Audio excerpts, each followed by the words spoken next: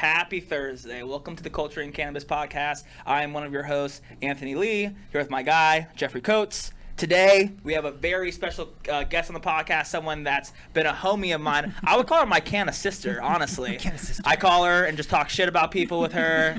You know, we have a great relationship. We have Christine Gamez from Bloom Reno. She's the general manager up there. Been holding it down for a long time. What is up, Christine? How we doing? I'm doing well. Glad to be here. Thanks for having me. Welcome to Vegas. It's Vegas. It's hot. How's the heat treating you? I see you're rocking that sweatshirt. It's AC'd in here. Okay. So It is kind of cold in here. It's nice. Rick keeps it nice and cold here at Rigel Studios. Mm-hmm. The lights are hot. The lights are hot. Yeah, it keeps you warm. Yeah. Sometimes the conversation gets hot. Yeah, conversation. This conversation might get hot. Depends on what happens. But Christine, let's just dive right into it. Before we'll talk about your past here in a second. Dispensaries allowed, lobbies open to the public. People can come in.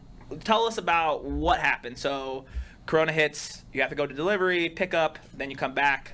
And I know there was a lot of hoopla in the process. There was a lot of hoopla. We ended up having to submit a whole set of SOPs to the state to basically show that we are going to be compliant with the regulations on safety and obviously precautions for COVID. We passed that, so it is an available option. However, we are seeing a dominated curbside pickup right now. That's cool. And so, I feel like a lot of people in the industry see your Facebook posts, and I think that's really, it gives a lot of insight to what's happening in the dispensary scene, because you don't know what's actually going on, right? You don't know what the conversations are between the Department of Taxation and these dispensaries. You've made some, it's kind of ridiculous that you had to reapply to open your lobby and then apply for delivery when you already had all these SOPs and processes in place. Can you walk us through why they wanted to do that, or give us your insight on that? I wish I had probably more insight, but the initial application for both delivery and also for the lobby reopening, we got a denial on both rounds. For round one, we got a denial, and round two, we got a denial. Both happened to be focused around hand washing, which was kind of comical because after we got our approval on delivery, we already had showed that we were training our staff on how to properly wash their hands. And then to not copy paste that into my second set of SOPs, I got a second denial because I lacked stating that I was going to put soap in my break room and in my bathrooms, which we already have. We all know that. Yeah. So that wasn't in there, so we got a denial. So that was really frustrating, but you live and you learn. We didn't have a rubric to go from of what they were looking for initially until we got the denial back. So that was you going blind the first time. Do you think that other dispensaries are able to handle that? I mean, I know that you're a very able person. You can make almost anything happen. But you think that's, other dispensaries are being able to handle those type of regulations? I mean, I think that any dispensary has the ability to do that. I just think it's the manpower within the walls. Honestly, there have been many nights that we don't sleep much, or we stay up kind of digesting start to finish of where we lacked and where we needed to progress for the following day. But ultimately, it's just time and who's got the time to invest into that. And for us, it was a huge investment. It was patients being able to get their medicine, and that was our real focus. Yeah, and speaking of patients, I think you were the first dispensary to lead the way on the no minimum here in the state for certain distances or a lower minimum. Can you talk about what you guys we did with that? Yeah, so delivery is actually really expensive, especially for people who don't have fleet management. We're just going in blind overnight trying to figure out our ways. So it was really expensive. Obviously, that is why there is an order minimum, because we can't drive 50 miles for a $7 pre-roll. That aside, we kind of created a ring basis. The further it got away from Bloom, the more expensive it became. But it became evident that there's still a lot of people that, don't have income right now. They're still laid off. There's also dozens of medical patients that don't live, that they live within their means, and it's a fixed income, and that's what they've got. So having these extra high minimums wasn't practical for them to be able to come in and shop. So we did 20 miles within our store. There was no minimum. They just had to let us know in a kind of a different ordering way. But truly, it doesn't hit you until you get on the phone with that veteran who can't afford what you're telling them they have to buy. And then you're literally hanging up telling them that they can't get their medicine. Doesn't sit well. So it was a pretty quick turnaround for us. But overall, I mean, people have been pretty pleased with that. And and I think me and JC have really been touching on the whole patient side of this on the podcast. We've had the interim director of marketing from Blackbird on here as well, and he was talking about it really comes down to dispensaries to help with the minimums. It has nothing to do with the delivery companies. With that being said, you had a lot of people that were really grateful, right? That you guys did something like this, but at the same time, you had a lot of people that were being pretty disrespectful. Also, Yeah. So, and I think I saw a post on Facebook as well of you showing some messages from someone texting you after you had give them your personal number to help them in their process, kind of almost berating you over trying to help them. What's that like? I mean, honestly, at this point, being in my position for a few years now, that it feels, I guess I'm just used to it. I know how to address it. That's unfortunate. But at the end of the day, they're afraid. That's kind of how I see it. These patients really are afraid. They don't have access to the thing that literally makes them feel good or be able to sleep or be able to eat or feels like they're fighting their cancer. I mean, it could be a million different things. It could be not even a medical patient, just somebody who has anxiety, and that's how they cope.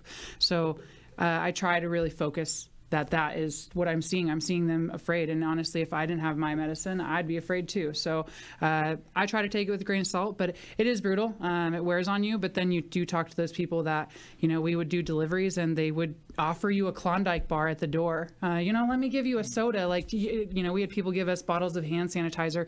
And those people are the ones that are obviously over the top grateful. But they keep us going. We really see that they care and that we're appreciated. And, the few that aren't that way, hopefully we can, change their mind. But at the end of the day, it's just the masses. We're not going to win them all. Yeah, it's people business. Right? It is people business. Speaking of being people business, how's your staff holding up? They're doing all right. It was it's a little bit of a wild ride. I mean, got to recruit my husband, so that was. Shouts out to Andre. He's in the studio with us today. Shouts out. And so is Chuck. What's up, Chuck? How we doing? What up, Chuck? But yeah, so it's been definitely a different dynamic for what I'm used to. I guess on an executive level, we get to see the bigger pictures. We get to see the SOPs. We get to see the emails and kind of the way the business models are changing, and our staff don't see that. They see, hey, guess what? Today is completely different than yesterday. And let's be honest, most people don't do well with change. Mm-hmm. So to literally change their entire job and they're bud tending in store, standing at a counter at a till in an air conditioned room all day. And then guess what? Today, you're driver. Yeah. And it's, they get thrown to the wolves. Or, hey, today you're going to learn how to manifest because that's what it takes to get that order out. Or, I mean, every person basically cross-trained to at least 2 other departments that they overnight. I mean, it was pretty incredible. I mean, I got to give them props. It's going to be like when bud tenders going forward, they're going to put on their resume that they worked during the COVID.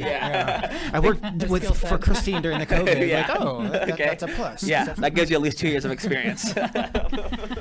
With that being said, though, did it become kind of the survival of the fittest with your staff of being able to handle that type of change?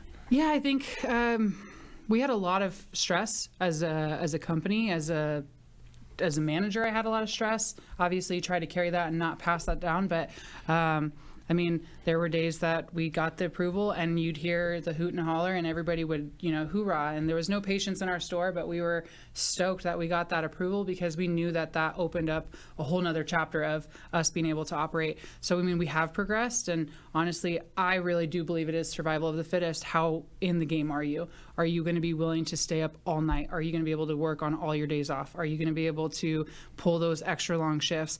If the answer is no, your doors might be closed already. I mean, my team, I had plenty of people that were willing to put the blood, sweat, and tears into it. And honestly, I'm grateful because I'm just one person. I can't work all the time every day. So having them step in obviously kept us alive. So yeah, definitely. And how are the brands, like, right? Obviously, you still have to make orders. How are they, kind of dealing with it? Are they giving you guys breaks, deals? We're definitely seeing deals. I think that with a lot of dispensaries closing, the pool of people shopping got smaller. So they were willing to wheel and deal, which for my store in particular, it matters that gets paid forward to the patrons. If I get a slam and deal, you're getting a slam and deal. I'm not trying to make more markup in a time where it is a crisis for everybody. It's a crisis for us as business level.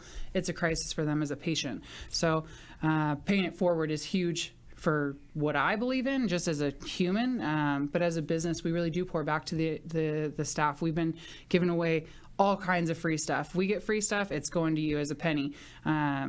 I mean, top to bottom, almost every day we're giving away something because we're getting it, and honestly, they should too. If they can't afford it now, then, you know, at least they can stretch their dollar at least. Yeah, and you guys are doing some amazing deals over there. You guys are doing, so you did what yesterday you did, or a couple days ago you did some qual can ounces for $125. So for a rec patient, it was $147 out the door for a full ounce, and they got to mix and match, and people love that because even if it wasn't their number one strain, they had the opportunity to have enough weed for the entire week, or maybe even longer than that, or, you know, enough to that they could share with their spouse. And it was definitely less of a financial burden. So kind of cuts them a break. Lets them know that we're not forgetting about them. And so going back to kind of your position is that you're general manager, but you kind of do a lot more than just general manage, right? You're now the buyer, you're the mom to some of these employees, you're a counselor to some of these the patients. What's your favorite part of your job, especially even throughout COVID?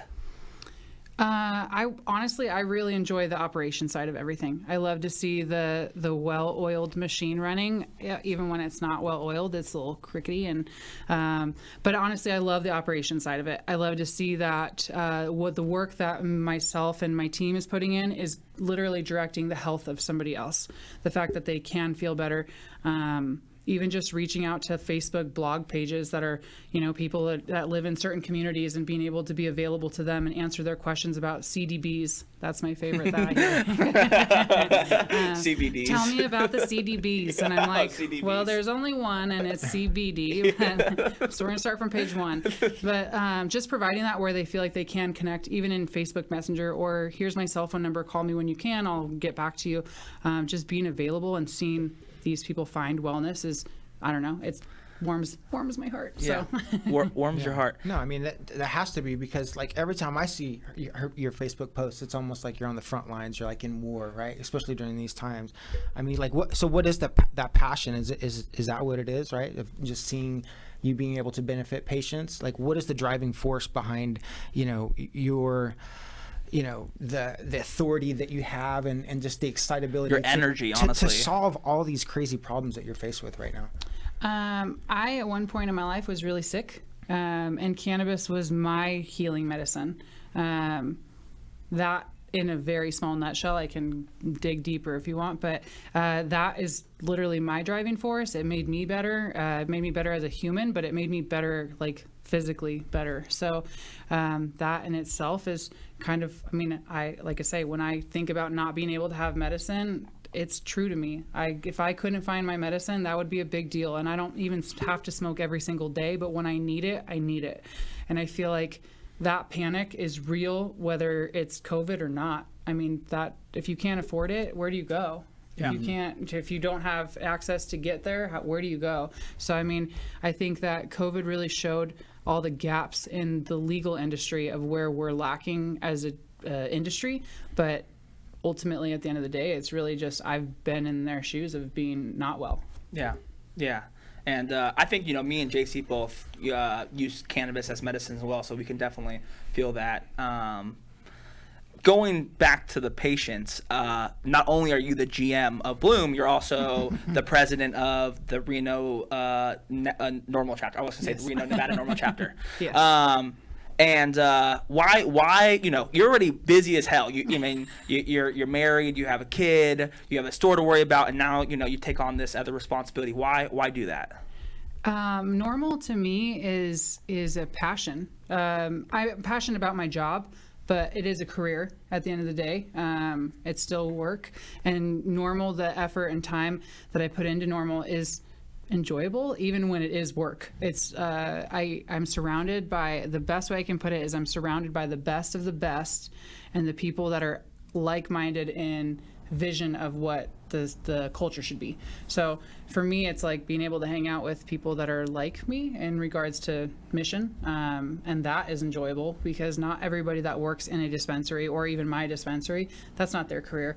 That's not what they're passionate about. They enjoy their job, but that's not what they're passionate about. So it's nice to be able to sit with people that are, we're on the same journey. So Okay. And party with people, because we throw banging parties up we there. We do. I'm looking forward to the next one. we threw JC, you missed it, but you I have did to be miss it, but yeah. we threw a awesome first ever Reno normal fundraiser over at Hukava. Shout out to our guy B. Shouts out. It was his birthday yesterday, actually. was. Happy Happy birthday, birthday, B. He's a good guy. He's a good guy. So I've also mentioned your mom, your wife. How do you manage that with also being a general manager of this cannabis dispensary? Sometimes poorly. In all honesty, I feel like I was born to be in business. I don't really feel like I was born to be a mom or born to be a wife, just in nature. Not to knock myself, that's just not what I ever saw. I am about to pass 12 years with Andre, so woo. Shouts out. It's a big one for us. It hasn't been easy. Obviously, we don't have time apart. We do pretty much everything together, because when we have free time, we're together, and when we work, we're together. And obviously, the business is really intense. What I share on Facebook is obviously very real, but there's also stuff that I won't share on Facebook, and that is even more real to me. We've had lots of tears and screams and laughter, and that in itself is obviously there's good and bad, and it weighs, we have a like vision as well, so that's good. But my kid is at home a lot by himself or with other adults or with grandmas and grandpas, and obviously I appreciate that they're willing to cover, but it's a lot. I mean, it's a big juggle, and sometimes areas lack, and sometimes the area lacking is work, and sometimes it's being a wife, and sometimes it's being a mom, and I don't know, it's all part of the journey. I mean, Yeah. you got kids, you know how it goes. Well, and that's something that I commend both of you guys for, right? I don't have a child or a wife or a husband to look after, so I have no fucking clue, right? Because I'm a 24-year-old kid, and I can do whatever the fuck I want whenever I want. but yeah, no, it's crazy to think about, right? Having, and like the responsibility of having those responsibilities. Not only that, but also being able to wade the waters of potential perceptions of other people, friends, parents at the schools, like, oh yeah, doesn't your mom, sell weed for a living? Like, yeah, motherfucker, my mom does sell weed for a living. My son's pretty overly cultured with what, actually, quick funny story. We had just this year started our home grow. So we are learning as we go. We have no idea what we're doing, and we're just reading and trying and going for it. But my son, he came into our room, and we were watering with just regular water, and he was like, "Dad, you're flushing already?" And I was like, "Oh my God, get out!" He's gonna be a master grower by the time he's 15. But like, he doesn't understand that there's anything weird about it. He'll be like, "Can I wear this shirt to work or to school?" And it's like, "No, buddy, can't wear that one." Like beanies or whatever. Yeah. He doesn't understand that there's anything to it. But that's just our parenting. There isn't anything to it. It's not anything weird if he goes to get a blood pressure medication, so why is it any weirder for me to get my blood pressure medication? So I don't know. I mean, in a nutshell, I mean, he really just is overly exposed, but I'm grateful for that. Yeah. I think we kind of had this conversation last week, JC. Yeah. And, I think Gabe is... He'll be 10 in August. 10, and Foster is now... 13. 13, so they're pretty close in age, and, that's when, as a 13-year-old kid, that's when I started experimenting, right? I was smoking pot at 13. Yeah, you start, I'm grabbing out maybe one of my cigarettes from my dad, cracking open a beer. Someone older than me can get me some weed. I'm trying to smoke that. I think what made it so fun though when you're 13 is it was like you're sneaking around though. Yeah. And that's what we're taking away from our kids by overexposing them. Taking the fun away, you fuckers. It's like, he's around it all the time. He doesn't have to sneak it from dad or whatever. So, it's kind of like the Italians, right? They have the lower alcoholism supposedly, right? Because they have the table wine on the table all the time. You know, it's not something that. It's not a big deal, right? It's not a big deal at all. Yeah, it's just I've met both your guys' child, and I'm very impressed because I was like, if I had a kid, he's fucked. He's screwed. But yeah, I think we've all said that at one point. True. To be honest, we all started there, Yes, and right. sometimes I still say that. I'm like, shit. God damn it. But you've been a great partner with us, Christine. You know, we would definitely want to, say thank you on live, Facebook Live. As a thank you, you've been a great, partner with Culture and Cannabis since day one. Essentially, you've been an awesome supporter. How's that brand doing in your store? What's that look like? The brand reputation going up there? It's doing great. We went through a phase about 8 months before we brought you guys on where we had no pre-rolls that were under a gram weight, which initially when we took away the half-gram pre-rolls, that was like a crisis. Obviously, we took away a $5 option, which for us was just, it's a lot of labor to process pre-rolls, and then obviously you buy a lot of units, so it's a lot of space. It's a lot of logistics to a pre-roll product in general.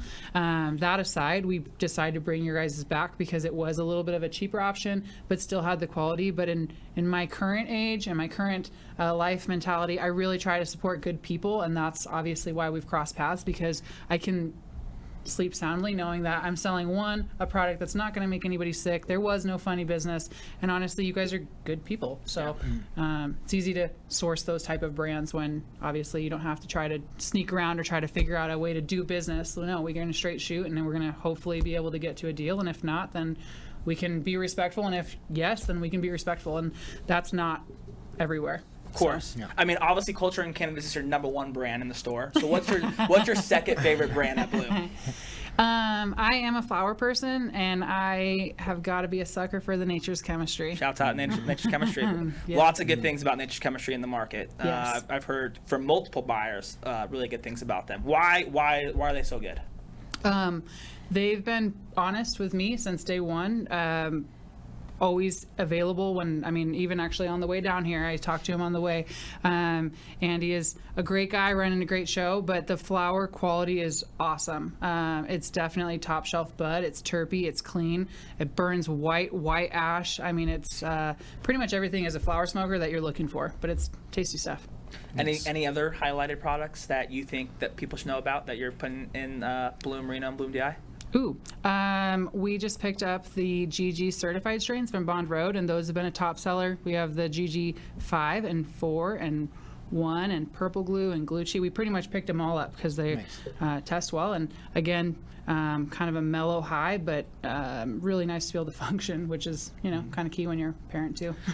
Who is it over there that we were buying from? Possibly, who do you buy from? Is it John? Jonathan? Yeah. Jonathan. Shouts out to Shout out to Jonathan. Jonathan. Me and JC got to go do a tour at that facility, and funny story about that. I was so mad because I couldn't fucking find the place. I'm driving around. JC's like, stop! I see you. Stop. Yeah. I'm like flipping U-turns. She's like, no, you're good. We get in there finally, and we have to go check it out. But yeah, some grow facilities in Nevada, they're kind of hard to locate. It's supposed to be kind of hard to locate. It's supposed to be hard to locate, but yeah, we had a great time over there. Shout out to John. Shout out to Bond Road. So obviously, I know you're a flower smoker, but if there's concentrates or edibles, anything like that you have a go-to for? My edible right now is Happiest Hour. Shouts out to Tiffany. Tiffany has a product that is not like any on the market, and honestly, I enjoy the full lineup. It really is obviously just like a cocktail. It's mood dependent. You either have the one that you go to, or you can sip around, and I enjoy them, and it's easy to just sip over a glass of ice, just like the person would if they had a shot of whiskey. To be honest, that's how I drink it. One ice cube, whatever lemonade I want, or the lavender lemonade, and it's key. Concentrates, I don't play with too much. I do sample a lot of concentrates, but it basically takes me from 1 to 10, and every time it's a 10. So it's very selective because I also have to function and I'm at work a lot. So I wait till the end of the night, but I think probably my go-to is MPX. Shouts out. They have good clean product, and it's consistent, and it's been consistent for years, so reliable in my opinion. So and you guys are going to be doing a little promotion here with MPX. We are tomorrow. Pretty soon. Pretty soon. Yeah, pretty soon, which is tomorrow. You guys talk about that promotion. We are going to do a sign up via email with MPX, and it puts you into a raffle, so you don't even have to make a purchase, which is pretty cool. And they are going to raffle off a e-nail, a mini nail, like a custom MPX one, and they are going to give one away to the Bloom Desert Inn location, and they're going to give one away out of the Bloom Reno location. How do you sign up? We're going to put a link. We're going to send it out on a text blast. It'll be on our social media, and you just give them your email, essentially. They'll keep you looped in on promotions and get a chance to get an email. Get an email. I know, JC. JC. I think I'm ready. JC's been calling me about like, hey man, I think I'm ready to get into dabs now. What's that look like? Well, JC, that's an upgrade for sure, my man. You're gonna need a blowtorch, and I don't know if you're ready for that. JC's kind of scaring me. Yeah, no, JC's outside ripping his broken bong still. I have bong rips and barbells. I have a JC. Jerome Baker bong on hold. It's being created. It should be done in a couple of days. So. Being created, a little custom piece. Yeah, a little custom piece. Yeah. If you're JC Coates, you can get whatever the fuck you want. That's what I'm coming to find out as of late. You want a custom piece from Jerome Baker, one of the best basketball in the world? Call him. Just give him a call because JC knows him. Send him a direct message. Send him a direct message. We have some exciting news to announce, though. I think the three of us. Yeah. Some pretty big news. And I don't know who's going to be the one to announce it, but maybe it should be me. Or maybe it should be Christine. Or maybe it should be JC. Maybe it should be JC. I mean, listen, we're all coming together. Let's do it. Let's do it. We're all coming together. And, there is, first of all, I just want to say, like, I want to give you a compliment, right? Because, I've admired you and how you've handled, everything and how you kind of shine and are a leader in the community, right? And it's really refreshing. And even when it's tough to be a leader, too. And almost when it's the hardest to be a leader, to be honest, is that's when it comes out in you the most, right? And I think that's an incredible thing there. And so we're all coming together, and we're going to make a major impact for your store. Yeah. We're going to be partnering Culture and Cannabis. Before we started Culture and Cannabis, we were a media agency. JC had a media agency. Yep. I was doing creative work. Chuck was doing creative work. And we were going to bring back that creative work, and we're going to be working with Bloom Reno and Bloom DI to help. We're going to be partnering with them to help blow those stores up with all their marketing. And we're really excited about it. It's going to be an awesome partnership. There's going to be lots of cool stuff to come with this. I'm looking to do lots of cool things. We're going to talk a lot tonight about some great ideas that I think we all have, and it's going to be a really special thing, and I'm really excited about it. Yes. And for me personally, I know JC and Christine know that this has been a long time in the making for Anthony Lee. Yes. I've been hitting that Bloom store since 2017, buying pre-rolls, hoping to God someone would give me a chance, and now I'm finally getting that chance, and so it's cool to see. And so for anyone out there that's working hard towards something, it might not happen the first year, it might not happen the second year, but it potentially could happen the third year. It could. Back to that follow-up. Back to that, always follow up. Follow the fuck up. Don't ever stop following up.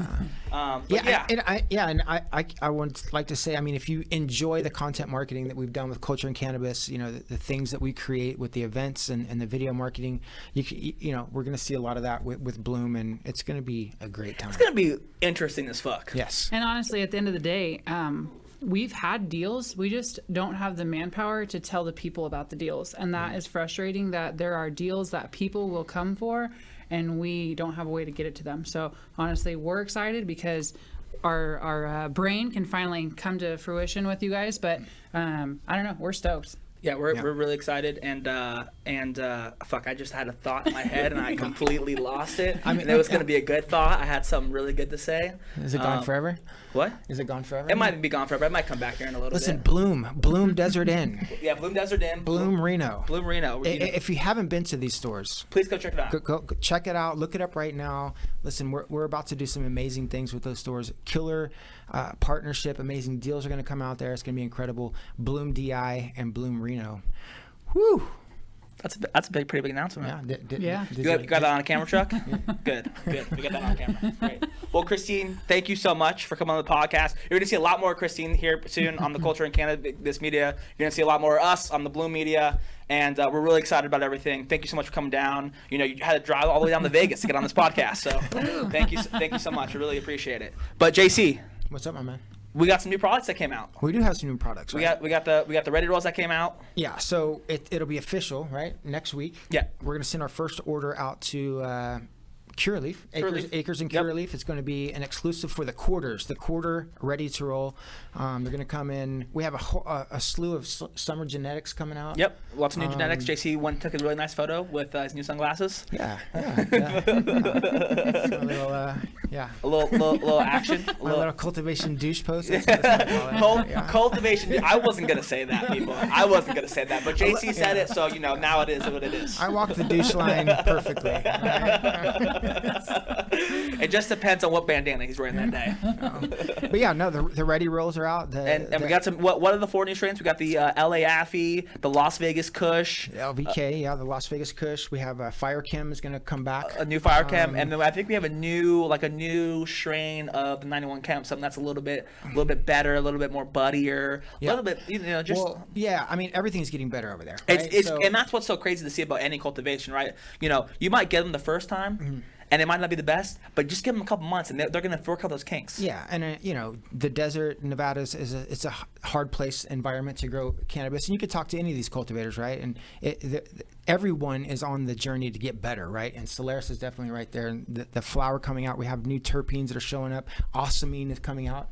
This new I harvest. Can't wait not to eat anymore. Yeah, right. Lose a couple lbs.